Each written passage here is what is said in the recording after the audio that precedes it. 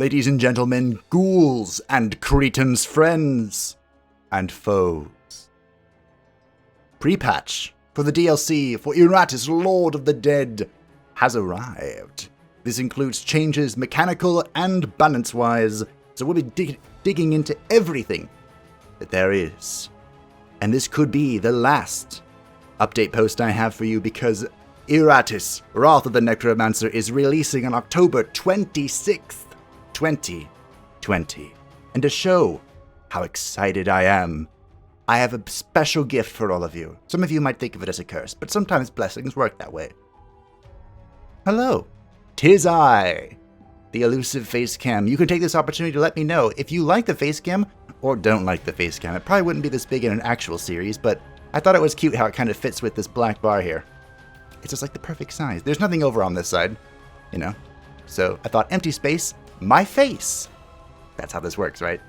But without further ado, this post is pre-patch, the release date, and pre-order of the DLC Wrath of the Necromancer. So without further ado, let's get into it, shall we? Hello, Necromancers. Hi. Today is a big day of good news. As the first part of the news, we are happy to announce that DLC Iratus, Wrath of the Necromancer is coming soon. On October 26th, you can pre-order the DLC now with an awesome discount on Steam. Indeed, you can see it as 15% off. I have already gone and purchased it. Also, the base game is 40% off if you have not picked up Iratus yet and would like to. Let's remind ourselves of what will be included in this DLC. 2 new minions, the Reaper and the Abomination. Additional skins for 15 minions, new alchemy mechanics, battle potions, new enemies on all floors, new bosses for the first 4 floors, and a final super boss. So we do have confirmation. There are new bosses for the first 4 floors. Now, the reason, I believe, is to add replayability. And of course, the Grand Magister is kind of hyped up to be the last boss on the 5th floor, so they couldn't really change that. Well, I guess they could do whatever they wanted. But that makes sense. And the super boss will be the floor, I'm assuming, the 6th floor boss, which is here, the new 6th floor, the graveyard thingy. New game ending with additional outro video and story content. I can't wait to mix that. It's gonna be so much fun. New items and artifacts. A more detailed list of the upcoming content in the DLC can be found on the previous blog posts, which we made a video for. Secondly, in preparation of the DLC, we've updated the main version of the game with several improvements and balance changes. The good part. Here we go. Players focused a lot on the shortcomings of the transmutation randomness and asked us to implement a more guaranteed and reliable way to improve the parts. We found a way to meet the wishes and added, to supplement the transmutation, the option to improve the part which is already planted into the minion with the Digger's Souls, 20, 40, 80 for each step. This is a big deal. Big deal. Look, camera, me, you, big deal. So, instead of having to gamble parts non-stop, we can just now directly upgrade the parts. And this gives us an additional use for Digger's Souls, of which we did not possess in the past and have laterally sat on for all of eternity. The downside is this could be a bit more punishing early on if you try to do this, because you will need the Digger's Souls to build the graveyard, of course. But late game, this is incredibly convenient and helpful. I love it. It's great. Now you might be wondering, doesn't this kind of invalidate the transmutation system? To that I say no, because of the battle potion system. Remember, the better ingredients you put in the cauldron to make potions, the better the potions become. And we'll have a lot of parts by the end of the series anyway, so you make some strong potions, you gamble parts to make good potions. Perfect. Excellent change. There has also been some displeased players because the game profile automatically deletes itself after finishing the game. It's true. I have been displeased with that. Now the game profile is saved even after finishing the 4th floor. Because of this feature, you now always have the opportunity to re-watch the final cinematic, load the old quick save, look into your inventory and achievements, and save progress before DLC Iratus, Wrath of the Necromancer, to continue your conquest from the 6th floor. So if you would like to, between now and the 26th, you can do a full run up to the Grand Magister, beat him, and then the game will save for you at that point, and then on the 26th, when you pick up Iratus, Wrath of the Necromancer, you can go straight into the new content. I thought about doing that, but I decided, because we have this pre-patch, we have all the mechanical changes, and maybe some people will pick up the game and want to, play alongside me. Then we're going to start from the beginning when our new series launches, The Defiler's Wrath, on the 27th, the day after the DLC drops. So I hope you're looking forward to that. Of course, that also is because you won't have access straight away to the Abomination and the Reaper. You will probably have to unlock them. I'm actually not sure. Do you think the DLC will just give it to you? It might. That's how the Infested works. But also, perhaps not. If we do have to unlock it, this will be the best way to do it, I think. I don't want to go into the 6th floor trying to unlock 2 minions, you know? This is good. I like this. Because I like having memories. Besides all the videos I made. But memories of the series, you know? Like artifacts of long-lost ages. After analyzing your feedback for all this time, we changed the mechanism for generating maps and squads to make the walkthrough more dynamic, fights and squads more varied, and the improvement of the minions in Iratus more rapid. They did actually, fun fact, they had a beta build that they posted on social media to allow players to test out this new change. It was just in the base game though, and I didn't immediately see any difference, so I didn't actually do a video on it. But it's good to know that's what they were testing, because this adds to replayability. So good. And the last thing, of course, balance changes. I'm going to go through all of these that are a little bit lower, but they've mentioned a few key points that I would like to discuss. In short, we added features to all of the remaining minions. Some minions did not have features, which didn't always mean they were worse, but they were missing out a little bit. For example, the zombie now ignores armor and resistance. Big deal. And our ghoul restores 10% of the damage dealt to enemies as vigor. That adds to her survivability, which she was sorely lacking. Sorely lacking, that's the word. We also changed the palette of minions' abilities and characteristics upgrades, strengthened a list of minion items, tuned the talents Finger of Death and Battle Eternal, both needed it, and as well, slightly changed the characteristics of enemies and bosses on the 4th and 5th floors. A detailed change long can be found at the end of this blog post, and we will go after it. A brief thought though, we'll talk about this more later down, but I use the zombie primarily to ignore armor and resistance anyway, so that makes him perhaps more useful. And the ghoul lacks a lot of survivability. I don't even like using the ghoul unless she has her unique item, which just starts her off with the buff that she has, the limb, I don't remember what it's called exactly. But she can eat that at any time to go back to full health. Now she just gets 10% lifesteal. Pretty good. She hits pretty hard, so that could be very, very helpful. Before the release of the DLC, we will do one more preview of the upcoming content. This time, new enemies and the announcement of some small but good news. We recommend you join our Discord server. There, our communication is the fastest, and players are able to share their thoughts, ideas, and the best lineup with each other. There's the link. So maybe we'll do one more video. But here we go into the juicy bits. Theory crafters, put on your glasses. Make sure they fit. It's time.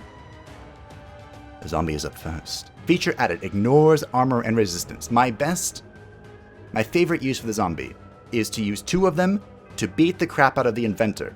Because the Inventor, the second boss, has 999 armor and 999 resistance. And I basically just use the double zombies to both buckshot and kill totems while killing the Inventor. 2 birds, 1 stone. For that strategy, you would also need a mummy to make sure that the zombies are not stunned, which is very inconvenient, but, you know. So this is basically just making my use better. Now, they did have to tone things down because their damage was accommodating for this kind of, but let's talk about that here. They reworked Volley and all its upgrades. Volley is its single target attack, the magical one. It can now be cast from the 3rd position, which is very good because normally only bombardment could be. Volley and the Grand Volley had its damage changed from 120% to 75%, and Accurate Volley had its damage changed from 120 to 100%. I'm trying to remember what these used to do. I know one of these ignore ward, and I believe this was the one. Nope, don't remember. One of these used to ignore resistance, and it no longer does. Accurate Volley actually might have ignored resistance and ward. Now it's just ignore ward, maybe. Reworked Buckshot and all of its upgrades. This was the physical attack that hit the unit you picked, and then 2 units behind it. This is what I used to completely cheese the Inventor. It's glorious. I love it. So it was reworked Buckshot and Plentiful Buckshot. The damage has been changed from 80% to 50%, which is dramatically reduced. And Whistling Buckshot damage changed from 80% to 65%. I'm trying to remember which of these was which.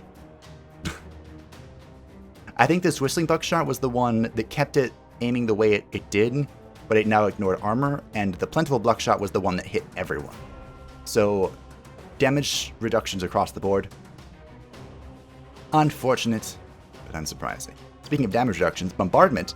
This is his stance that he goes into and then will shoot 3 or 4 random enemies, or enemies at random. The wording is important there. Change from 50% to 40%. I don't like Bombardment. I'm sorry, I don't. I never have. Shock Charges and Abyssal Bombardment. Same thing, except one of them is magical damage and one of them is physical damage. The damage was changed from 65% to 50%. Boo. I still think that the zombie is good, but it's more of a now hard counter to enemies that rely entirely on their armor and resistance. In the late game, this becomes less important because some builds out there just exist to obliterate armor and resistance. I'm thinking Lich.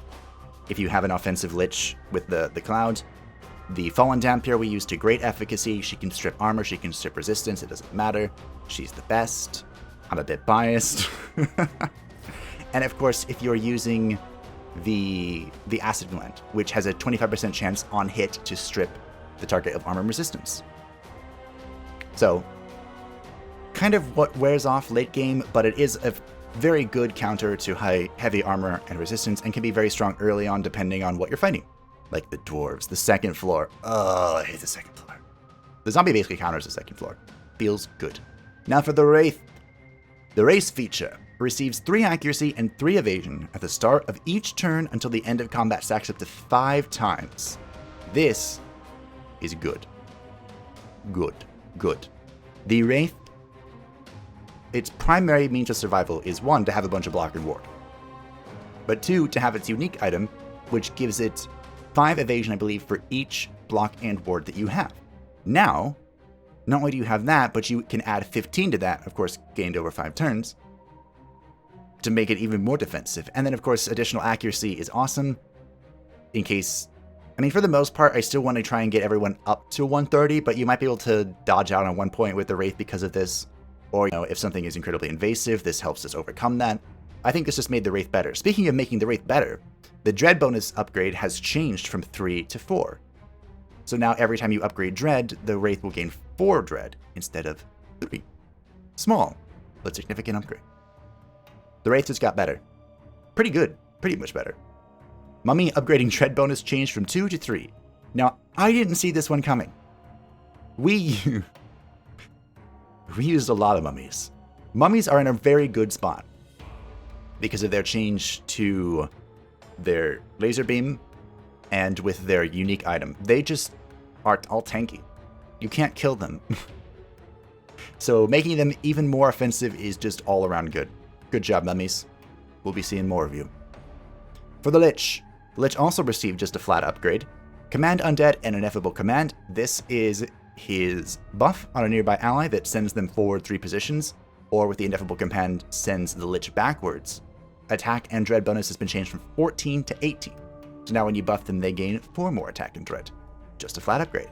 Dominate Undead is the upgrade that causes the ability to still send your minion forward, but now it was upgrade bonus from 18 to 24. 24! That caught me off guard. I wasn't expecting that number. This is insane. I bet someone is going to come up with an insane Lich support build. And that someone could be me. Good job, good job. Now I have a few more changes with the Shade. And by a few more, I mean quite a bit, as you can see. This first change looked very intimidating. The changes to luck and attack, but I brought some notes. So, the attack upgrading cost has changed.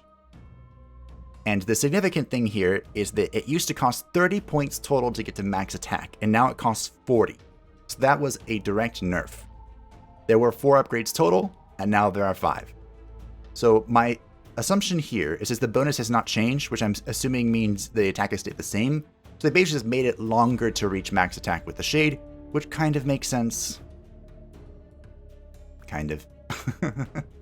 Remember, attack on the Shade increases, well, now it increases everything, basically, but it makes his counterattack more useful, which is his feature, which also received a change, and a bunch of other things that got buffed, so I can kind of see why they made this more difficult to attain because of changes we'll see in a moment.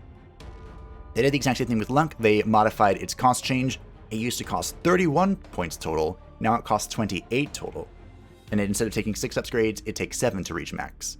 The amount of upgrades it takes is kind of irrelevant, especially since they just nerfed the total amount of points required. So it made it easier to max your luck by 3 points, and much more challenging to max your attack. Now the feature, this is that whenever the shade is attacked, and then misses, whenever an attack misses on the shade, they'll counterattack for 120% of their attack that has been increased to 150% of their attack. This and the following reasons will be why they made it harder for attack to get maxed. The next 3 things are all changes to pain reflection. This is his stance that if anyone hits his allies, he will counterattack. Well, isn't it dread damage? I thought it was dread damage for some reason. It might not be though. Anyway, baseline changed from 100% to 150%. Pain amplification from 135% to 200%. And pain mirror, which allows, not only does it reflect, but while the shade is in that stance, it reduces damage by 10%, from 110% to 165%. These are big upgrades. We'll see what happens to it though. Remember, I think this counterattack is related to the attack that was received. So if an enemy hit you for 11, the shade would react with 11. Now, if it's 11, now the shade will react with 22 if you take a pain amplification, which is a pretty big deal. So we'll be seeing perhaps more of the shade. But we're not done yet. There's more. Deep Shadows and Shadows Within Shadows. Damages dealt to bosses when trapped changed from 7.5% to 5%. And Hungry Shadows, damage dealt to bosses when trapped changed from 10% to 7.5%. This is his ult ability that drops a trap on the ground, a cloudy mist thing that will deal percentage-based damage to enemies. They've nerfed its efficacy against bosses. I don't know why I can't talk. It has nothing to do with the fact that I'm on camera for the first time in literally years. Nothing to do with that. Okay, onto the Vampire. We haven't seen much of the Vampire because I think she's not very good for high levels. She just kind of gets squashed in Good Always Wins and Eternal Harvest. But we'll see if that changed. Her baseline luck has been changed from 10 to 12. Improvement, small but improvement. And her baseline evasion has also received a buff from 6 to 8. Again, small, but improved. They went and fiddled with her attack cost upgrades, and there's lots of number here, but I, again, have notes. The bonus hasn't changed, but instead of taking 52 total points to get to a cap per attack, it is now 64. That's a lot of points to put into one character.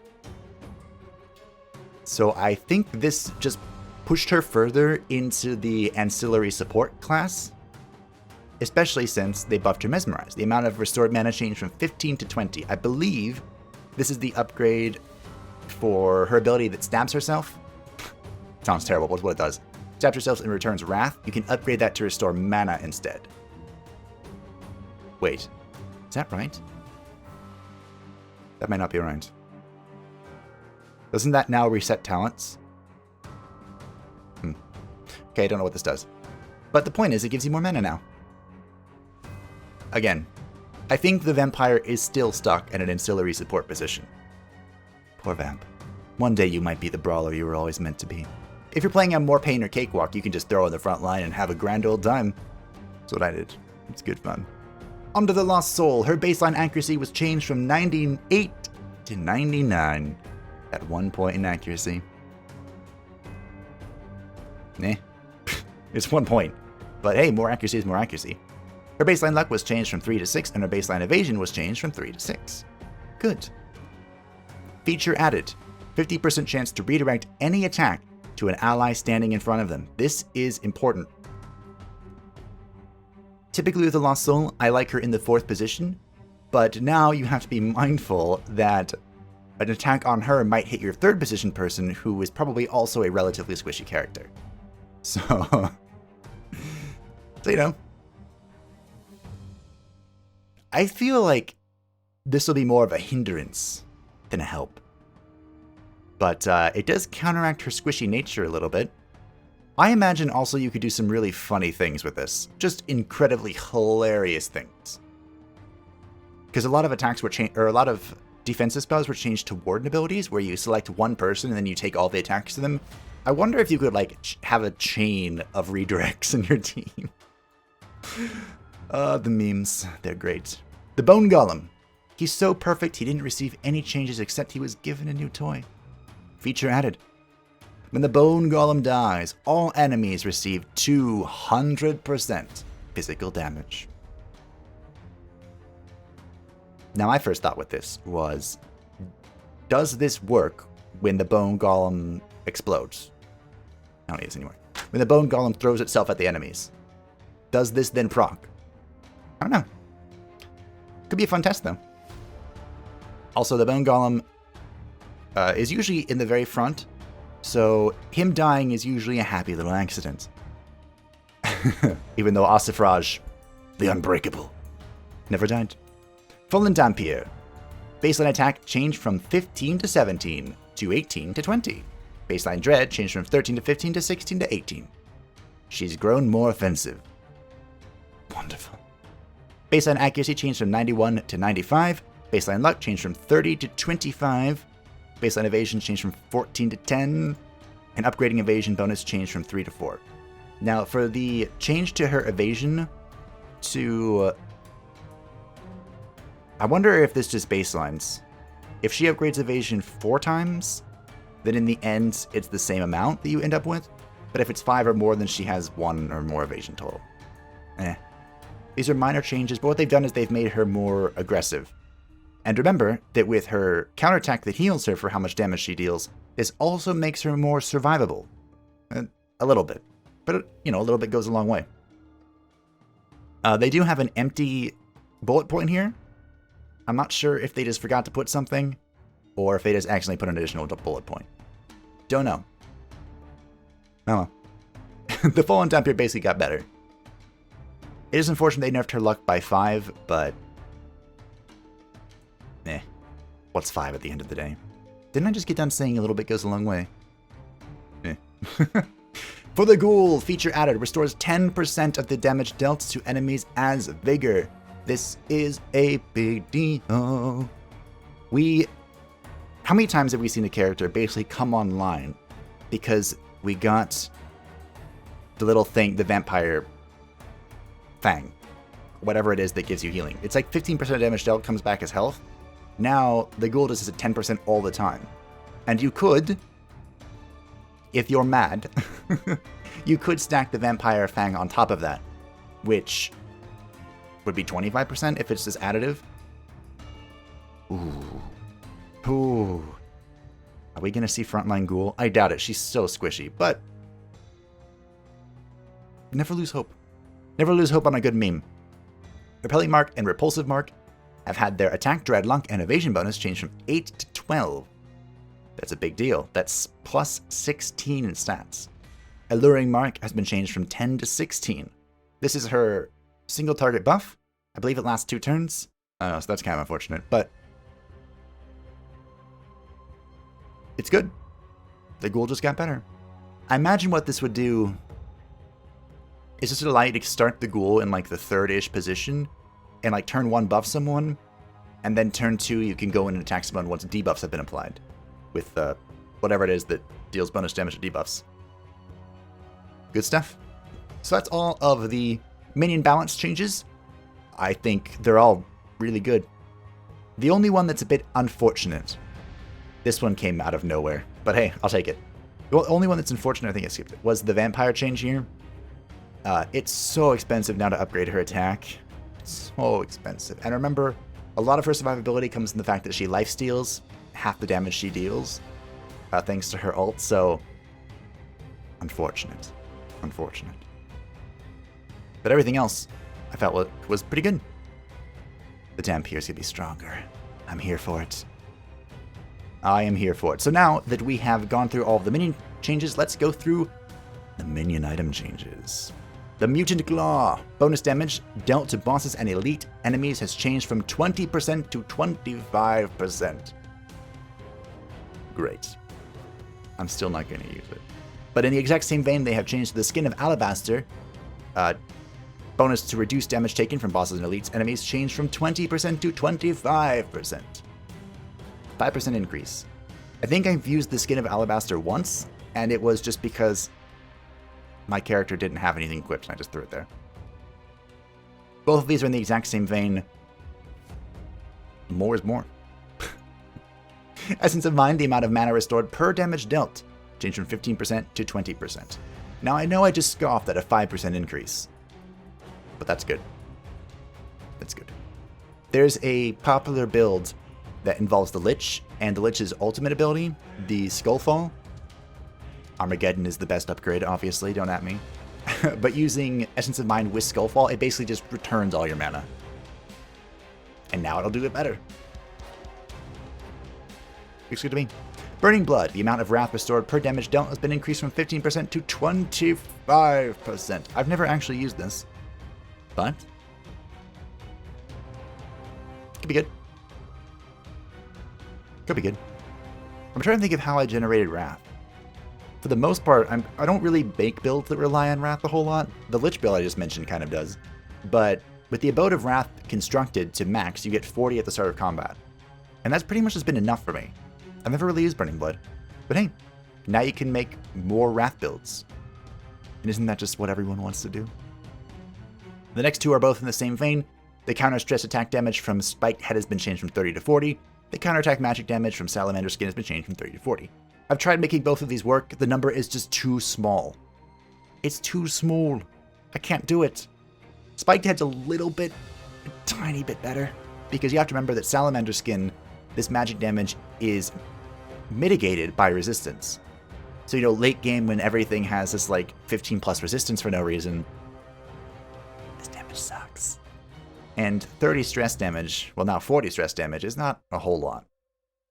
The character I was trying to make it work with was the Skeleton and his stance that reflects stress damage back. And that was something. This one caught me off guard. They're buffing the Crowpaw. Yes. Damage dealt by Curse changed from 10 to 4 to 15 to 6.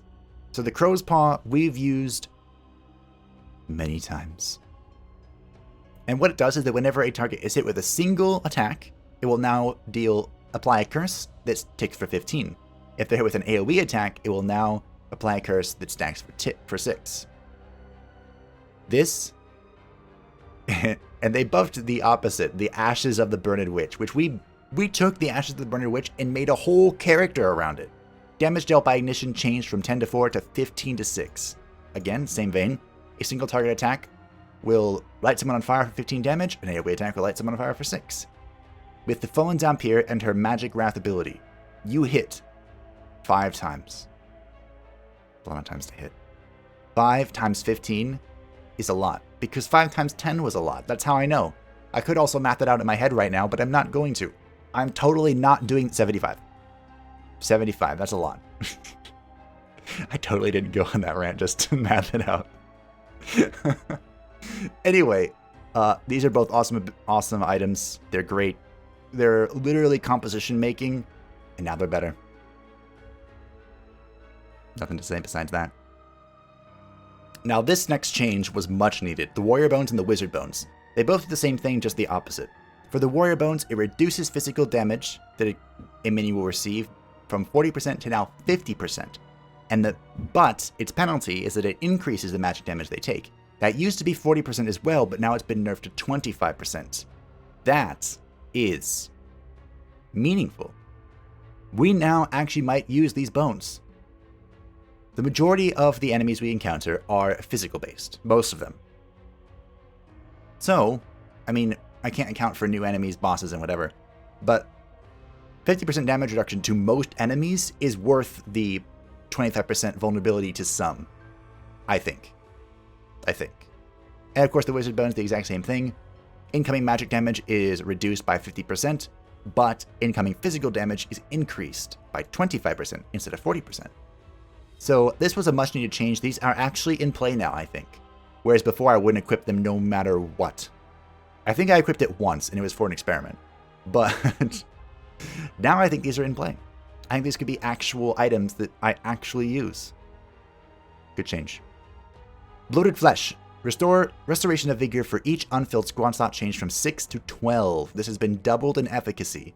And what this does is that for each unfilled squad slot, at the beginning of the minion's turn, they will recover 6. Well, now they will recover 12 health.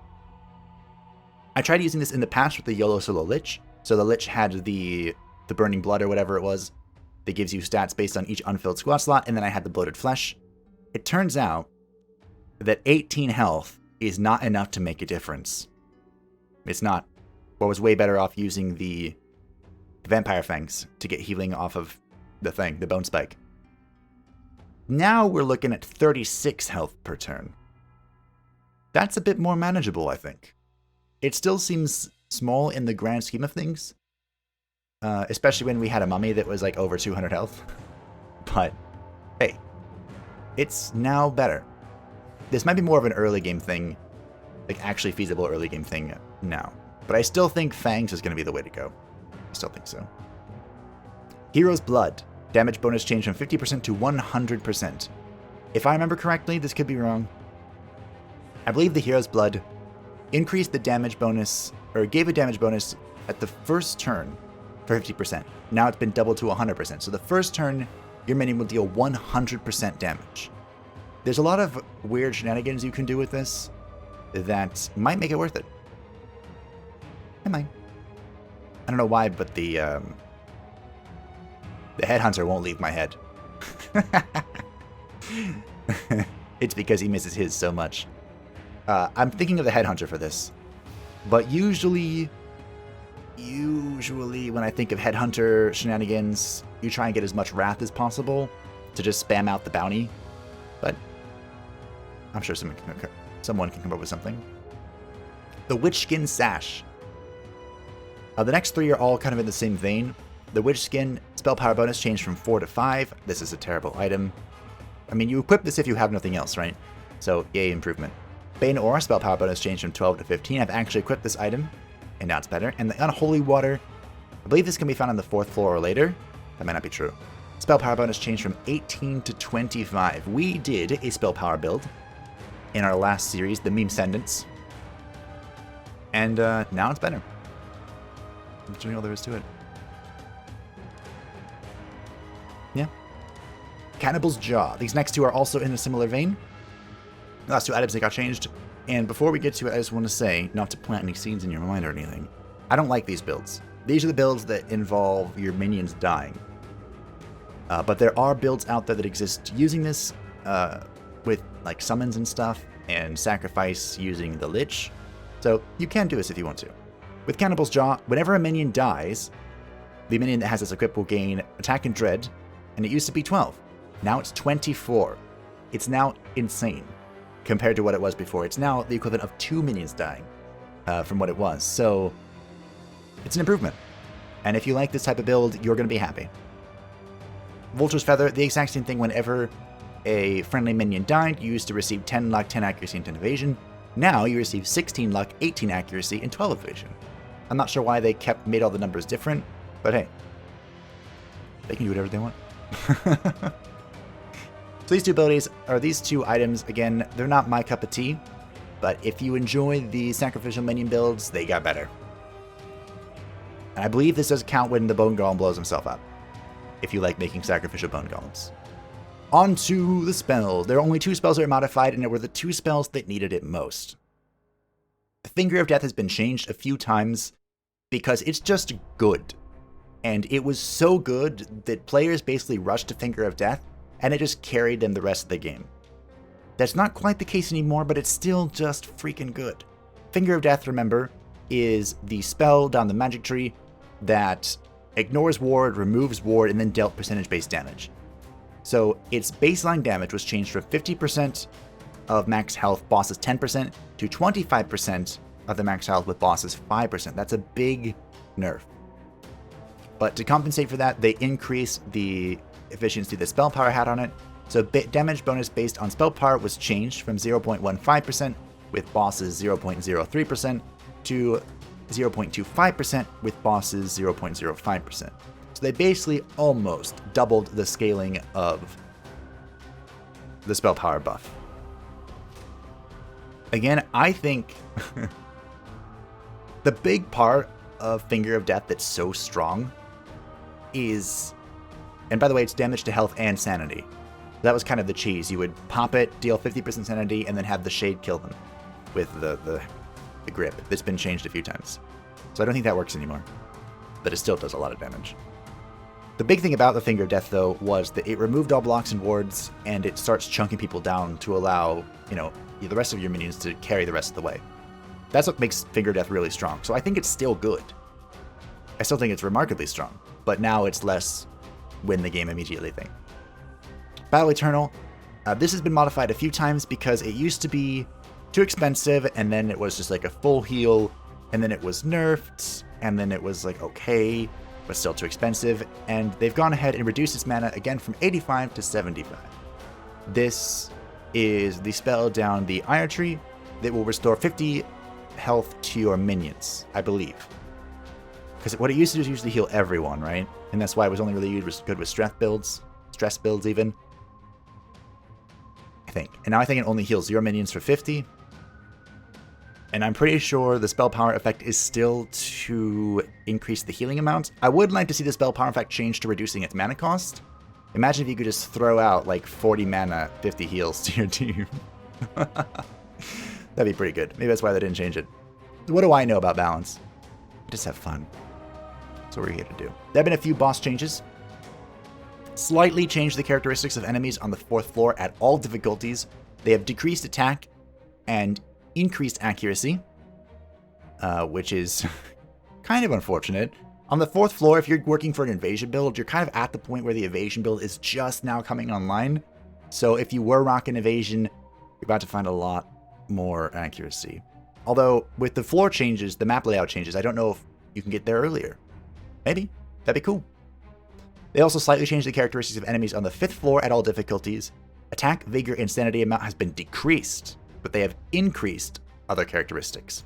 Kind of wish they weren't so vague on the other characteristics, but it is worth noting that they had a lot of vigor and sanity. The 5th floor is where enemies are just resilient to everything. They just had so much vigor and sanity, so I'm curious to see how much has been decreased, especially on Eternal Harvest. I imagine it was dropped quite a bit for like more pain difficulty, which is normal. But we'll see when we get there. We'll see if they're still just the thickest lads that have ever thicked. Lads and ladies. There's plenty of females there to set me on fire. Ooh, haven't forgiven that one. The Inventor has received a few changes on Good Always Wins. This is technically hard mode. Baseline Vigor has been reduced from 850 to 820. And baseline sanity has been reduced from 755 to 725. I've actually never killed the Inventor with sanity. I don't think. Maybe I have. Maybe I haven't. Anyway, there reductions are. The Monster Slayer has also received changes in Good Always Wins. His baseline vigor has been reduced from 1255 to 1160. And his baseline sanity has been reduced from 1255 to 1160. Yay, making him easier on Good Always Wins. The Monster Slayer is a weird fight because on the one hand, if you don't know what's happening, he's going to destroy you. But on the other hand, why do you fight around rocks that benefit your enemy? I'm pretty sure one of the best ways to fight the Monster Hunter is YOLO Solo Headhunter. And just smack. You just spam his Wrath ability on the Monster Hunter, and every other turn you just hit the Vigor rock and you just never die. Come on and slam, and welcome to... You get the point. The Grand Magister, the last boss, has received a modification on more pain. Baseline Vigor has been reduced from 925 to 900. Baseline Sanity has done the exact same thing. And his baseline attack has been changed from 30 to 36 to 28 to 34. So he's been slightly nerfed on the more pain difficulty, which is again normal mode. And that was it. Or maybe the 200 rate. Oh. Rate. Excuse me? I tried doing it on Steam that's open on my other monitor, but whatever. Whatever. So that was it for the pre-patch. if you are playing the game right meow, you will see these changes. But we're going to wait until the magical day, well, technically the day after the magical day, because again, it takes me like a little bit to get the series up and running. But what do you think of all these balance changes? All these wonderful changes to welcome the DLC. I'm a big fan. I like it all. Like I said, I'm happy with pretty much all the changes. They pretty much all around the board just buffed things and nerfed enemies. But, it's good. They need it. Balance changes introduces change. That's kind of why it's called a balance change. Which changes up, again, more change. Changes up how you play and what you can use. Hopefully we'll get to see some new characters, but because our series, The Wrath of the Defiler, will be on Eternal Harvest, we'll probably have to stick with what we know, because I'm afraid. Also worth noting that I am going into the 6th floor blind on Eternal Harvest, because I'm insane. That's going to be so much fun, isn't it? But thank you all for watching. I hope that you enjoyed. There will be one more video like this when they release the preview of enemies that we will encounter in the graveyard, and I hope that you are looking forward to that. And of course, the release of the DLC and our series on it. Feel free to let me know if you like the webcam, if you didn't like the webcam. Whichever. Honestly, I won't be upset.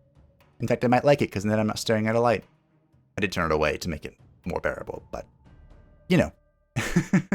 Thanks for watching. I hope that you enjoyed, and I will see you next time. Bye-bye!